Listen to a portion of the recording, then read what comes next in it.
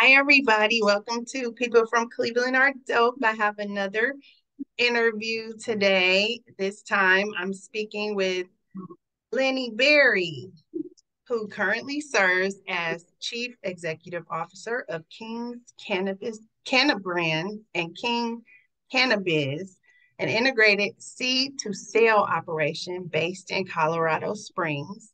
Lenny is also part owner of Organic Plus Brands, one of Ohio's first hemp manufacturing companies. He's also the founder of the Ohio Cannabis Health and Business Summit. He is a partner in the Haunted House restaurants, and we are going to get into all of that, as well as talk about his decades long career working in the entertainment industry, specializing in brand partnerships, marketing, event planning, tour management, and artist development. Lenny is a Cleveland, Ohio native, where he still resides, and a fellow John Marshall High School class of 1989 graduate. And he's dope. Great. Thank you. Thank you. You are too. Thanks. I Thank appreciate it. you. Thanks for joining me. Anytime. Okay. So I like to ask everybody first off, what neighborhood you're from in Cleveland. Um, I, I grew up in the Garfield area off of the Miles, like 131st and Miles. Okay. And so did you go to Grandwood? Yep, Cranwell is right across the street from my house. Okay. All right. And then, of course, we went to Whitney Young together, and then we went to John Marshall together. We were Right. also in Upward Bound together at Case Western Reserve. Yep. Yep. So we have quite the long friendship. Yeah, Case Western was a good time. We had a great time there. We sure did. Excuse me. Okay, so after we graduated from Marshall, what did you do after?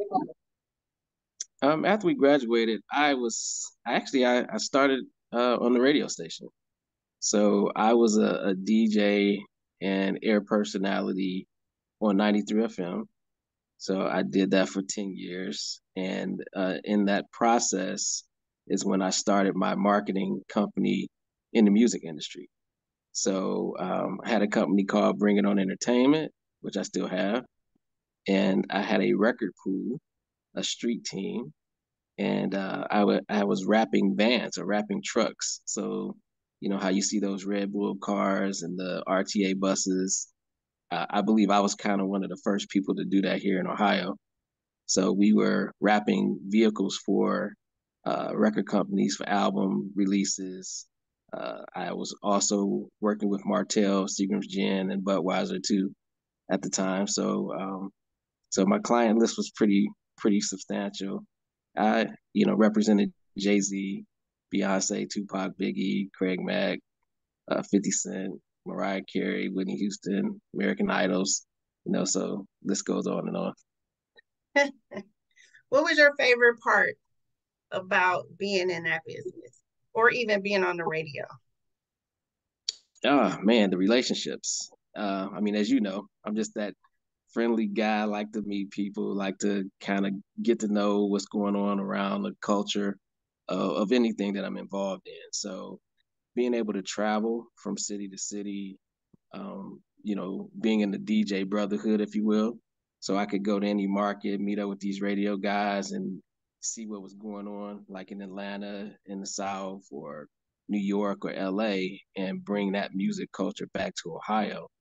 So, at one point, Ohio was like a mixing pot of, or melting pot of music. We played Miami bass, we played house music, we played the Dirty South, East Coast and West Coast. Like Ohio just had everything. So that's kind of what I loved about that side of the business, just being able to travel and bring everything back here for us to enjoy. That's great. I mean, people don't really think of Cleveland as being such a big music market, but I mean, has always been big in Ohio and Cleveland. So, I mean, Yeah. at one point, Ohio was, or Cleveland in general, was the number 13th most selling market for the radio. I mean, for records in general. So, we were up there with California or New York, Chicago, Houston. We were selling a lot of records here. Yeah. What was one of the things you like to do growing up, like in your leisure time? You know, I think with everybody as little kids, I mean, I guess how far back you want me to go, but any bounce in the street, we played kickball across the street, football, basketball, you name it. But I've always been a entrepreneur or a little hustler. I was the guy that went around the neighborhood and went shopping for like all the elderly people, and they would give me, bottles so I could take them and cash them in to get money that way. But I still have, even my mom always laughs about me because when I got my allowance as a kid, I saved it. So I would go to my mom and tell her, hey, take this money. And, I went on a home shopping network and told her what I wanted to buy. And she would buy it off her credit card for me. Then I would turn around and resell it. So take it through the neighborhood. She would take it to her job, sell all these little rings and trinkets Oh that I my was getting off. gosh. So I started pretty early.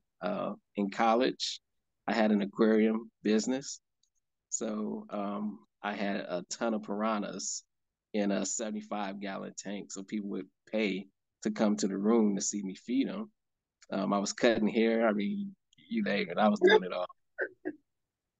Again, like I said, you are the person with the who's probably had the most jobs out of anybody I've ever known, and you've done it mostly on your own. Like with the exception of you saying that you work for the radio station, like all Hmm. of this other stuff has been your own business.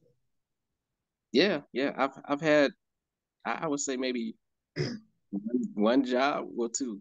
So I worked for Pizza Hut for like maybe 2 days, and they fired me from there because it was a call center. I'll never forget. So I was never like really into all the taking the orders and all of that kind of stuff.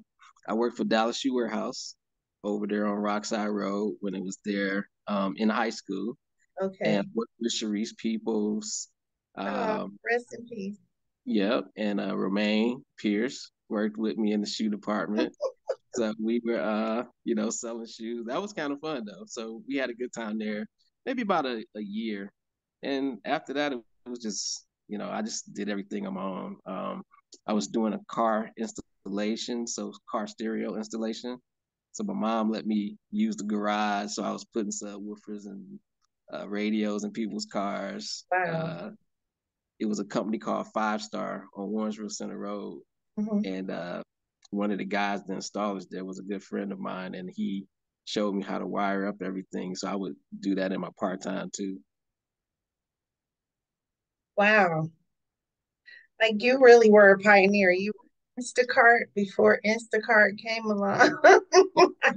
Shopping for people. Yeah, hey, had to You get it had while all I could these get it. innovative marketing ideas and oh man. Yeah, I Well, wish we I can could have see. cashed in. Say that again.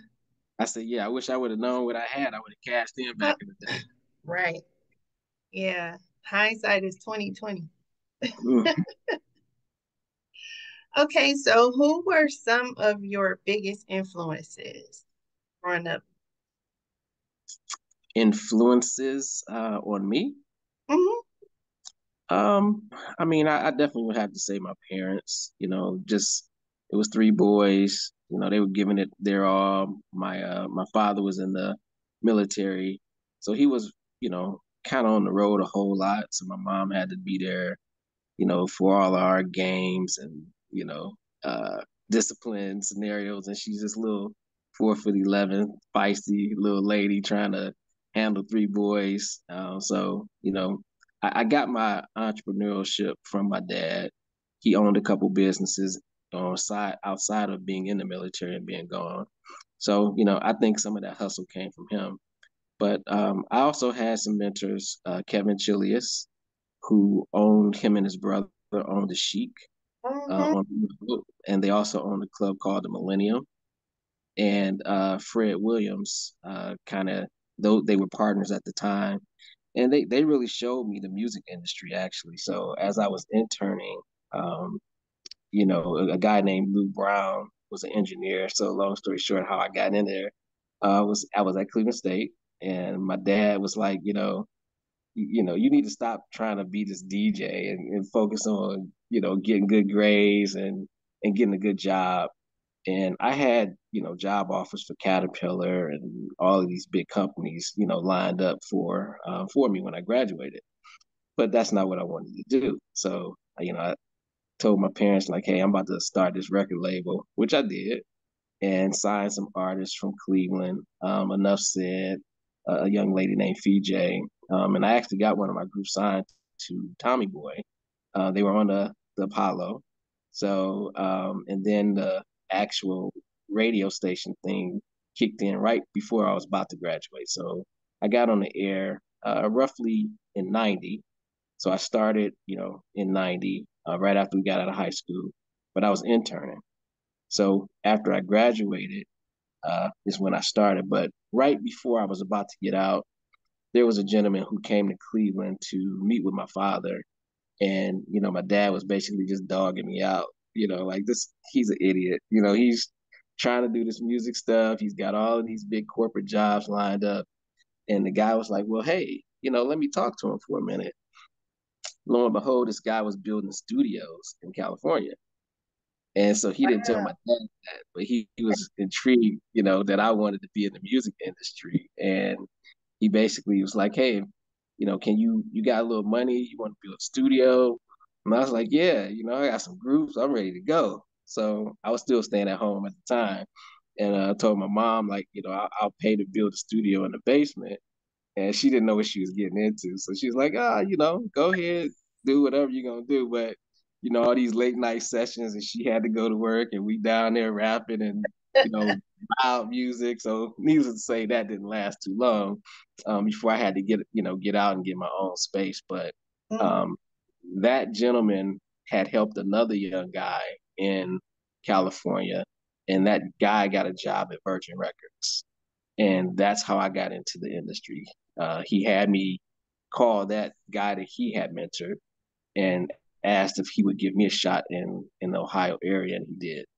So from there, I was the last year of school, kind of interning for Virgin, and then I went on to work for Virgin, and that's how I met with Kevin and Fred, and they kind of schooled me and had me start my own marketing company, and you know, the rest was history. 30 years after that. Wow. And you say you still have that company today. Yes, I still had a company today. I'm not full time in the industry like I was, back then, traveling. That was my whole world, So like I said, for 30 years, I did that constantly. I kind of shifted from there roughly around 2008. I started getting into real estate. So the market hit pretty hard during that 2006 to 8 period. And I just bought a ton of property, took some of my savings I was making in the music and kind of cashed in on there. And man, bought a substantial amount of property here in Maple, South Euclid, Shaker, Garfield area, and just kind of sat on the properties and rented it out. So from there, I was utilizing the cash flow from the real estate to help, with my other ventures. And, so I did that, and I'm still doing that as well. Wow. Okay, so we got the multiple streams of income down for sure. Yeah, yeah. Had to get that together. Yeah, that's great. It sounds like it's serving you well. Yep, can't So, complain. what got you into the cannabis business? Well, being in the music space, Snoop was client.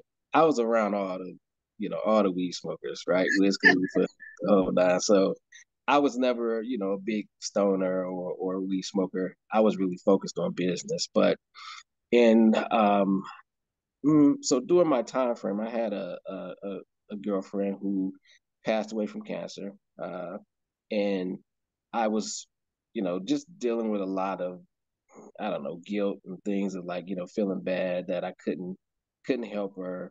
And then I just realized there was a lot of people, who was going through cancer and other things, who, that traditional medicine really, in my opinion, didn't really seem to serve them well, you know, Mm-hmm. do, doing their treatments and everything. And in 2016, my neighbor across from me, she was a doctor, and we were just talking about the cannabis space, and they were trying to legalize it here, a group called Responsible Ohio, in Ohio.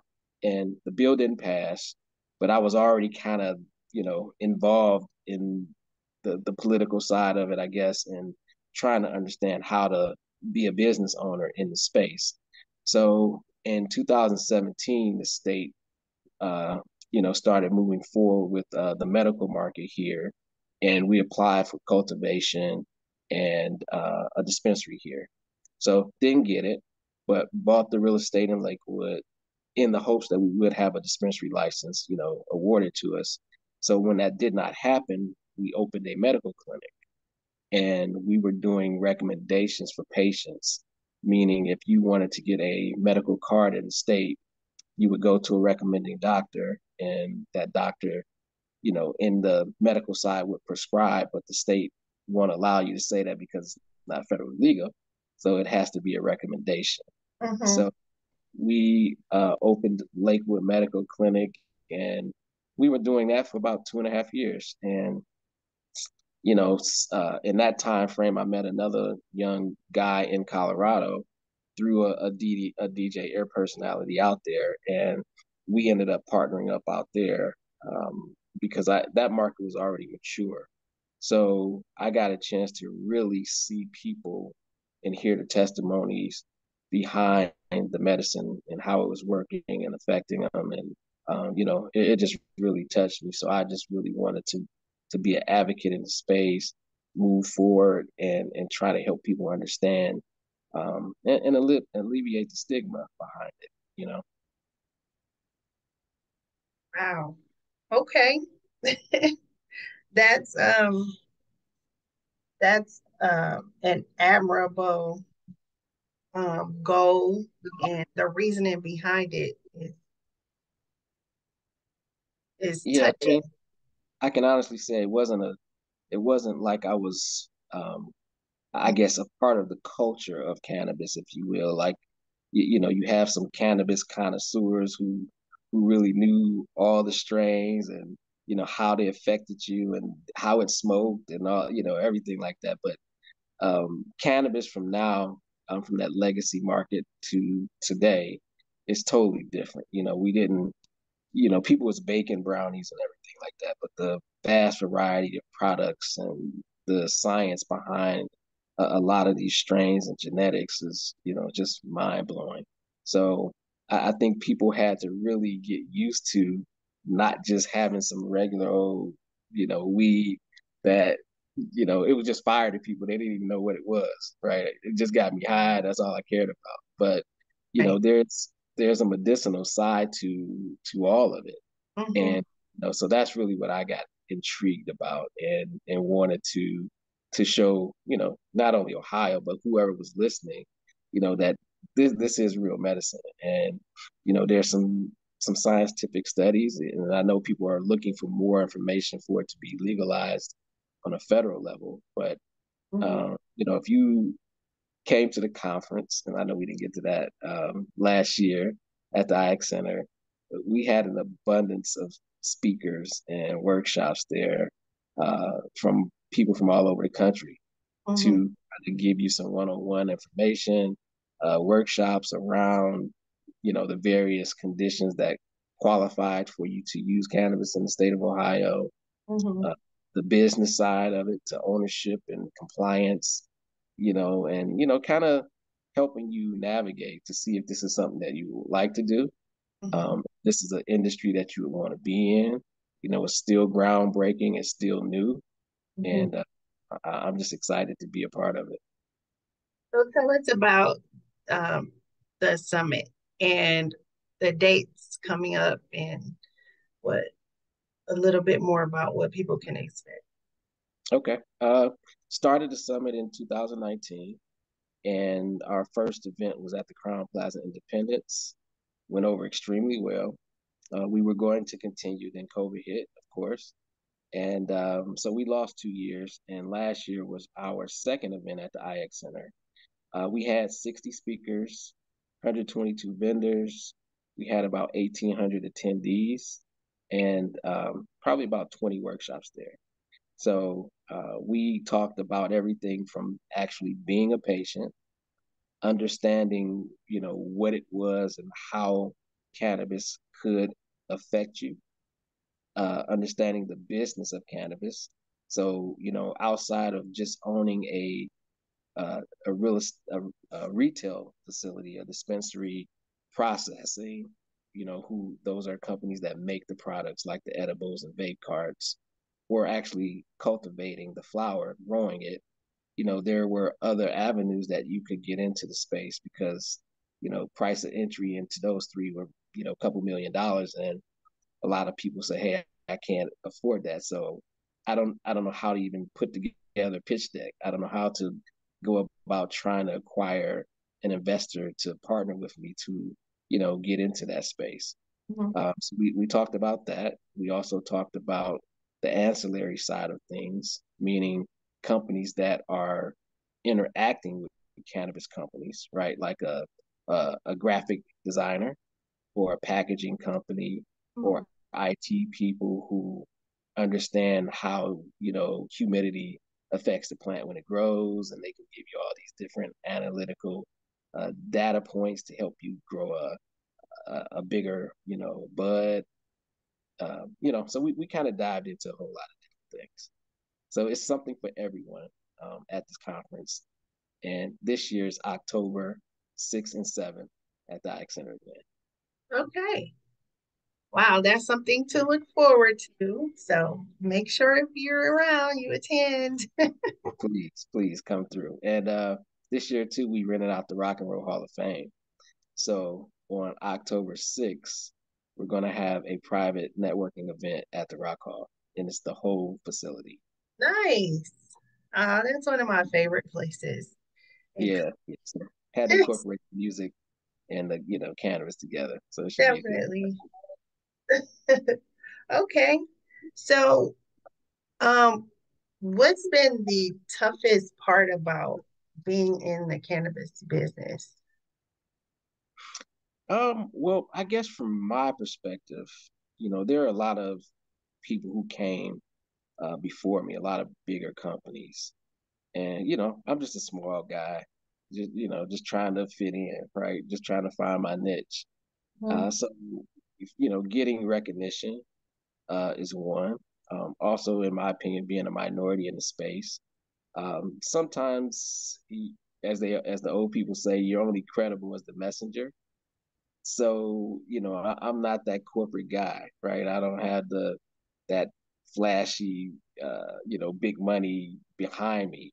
So I think it was a little frustrating in the beginning because people didn't know, like, okay, is this just a street dude, trying to hustle me, or does he really know, right? Can Right. he really put this together and have the relationships across the country to bring the right people for me to really get educated? Mhm. So navigating through that process in the beginning was a little difficult. Getting people to take me serious or believe that this was something, worthy for them to attend. Mhm. Um, After a while, it all started to come together. The name started to resonate with people. Having conversations like this one kind of helped them see that, I'm for real. Like this isn't something that is a hobby for me. I really am doing this. I really wholeheartedly believe that this is something that people really need to kind of pay attention to.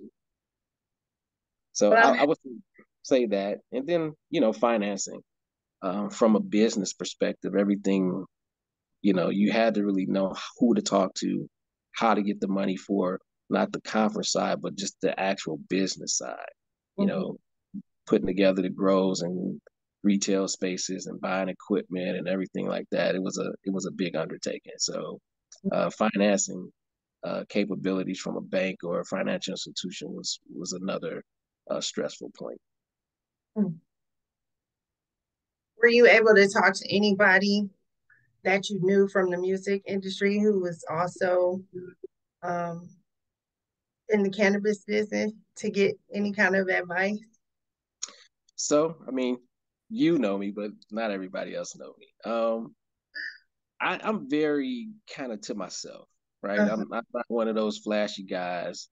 Uh, so a lot of people really didn't even know I was in the space. Mm-hmm. And I just like to try to figure it out to get it done, right? Because everybody was just you got a whole bunch of no's, right? It was no this, no that. And mainly because you really hadn't been in that space. So if I was going to an investor trying to sign, an artist, I could talk my head off about that and, show them the process from A to Z. But in cannabis, I think everybody in the space was really trying to learn it, Mm-hmm. and that included investors too. Doctors, nobody was taught this in school. So, I would be in conversations or in rooms where I was really had the floor and had doctors captivated talking about the endocannabinoid system because they had never heard about it. So, explaining all of the interactions of the plant and the cannabinoids and terpenes, and they were just like, "What the heck is he talking about?" So um, I think a lot of people in the industry was just really trying to kind of pinpoint, should I invest, and it being um, still illegal federally. How can I get my money? When I get a case, the tax people gonna come after me. They gonna seize my property, shut my bank accounts down, which could happen. They definitely shut down bank accounts. So a lot of people were nervous. So Mm-hmm. it just was a weird time, when I got in it in 16 to kind of try to be an entrepreneur in the space. So where do you envision the business going from here? Well, hopefully the government, will legalize it on a federal level. But I believe that, wholeheartedly, it's just a money thing. They're just trying to figure out how to monetize it. A lot of the safety behind it, when you look at cigarettes, when you look at alcohol, like people dying like crazy from those things, right? Mm-hmm. Not so much from cannabis, So when you look at the three together in the room, you can obviously see these are killing people. Alcohol has ruined people's family lives and jobs, but it was just so weird. Like I was having a conversation with an employer because this won't name the name, but this company was a little irate about an employee using cannabis with a medical card. So I said, well, if I was an alcoholic and I came to work and, I stumbled all over the place and maybe messed up some stuff, right? You'll tell me, hey, go to AA, go get some treatment, come back and, get your life together, right? Or if Mm-hmm. I was smoking cigarettes and I got cancer from that, or secondhand smoke gave somebody else some issues, it's no problem. But the minute you say, man, I had to medicate and, had to go hit this vape so I could calm down, or I have ADHD and it just kind of makes me focus so I don't have to use Adderall. It's like a blank stare, like, you smoking what? So, and I'm like, how can you be so close minded? But we were, I guess, our brains were formulated from that old way of thinking. Like, it's like smoking crack or doing heroin or cocaine, So, um, but I enjoy those conversations. I enjoy enlightening people about the plant and its uses and having that intelligent conversation to try to steer them in the right direction, at least to be open minded enough to digest some of the information so they could look at it differently. Mhm. Okay. Well, I enjoyed talking to you. Do you want to tell people where they can find information about your businesses? and the summit? Yes. So once again, Ohio Cannabis Health and Business Summit will be at the IX Center. It will be October 6th and 7th. Our website is ochbs.com. It's ochbs.com. I also would like to mention that we are a part of the Honey House Restaurant, and we're opening a second location in Tucker, Georgia. It's going to be in the on La Vista Road.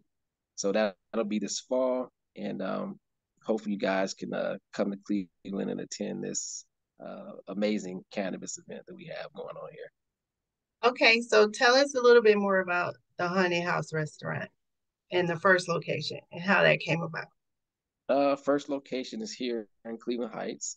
Jeremiah, Andre, and Chris and DJ Ryan Wolf were the founding guys who put it all together. And I kind of came in a year and a couple months ago to help with the expansion. And we are looking at, our second location is going to be in Atlanta. So we got the lease together.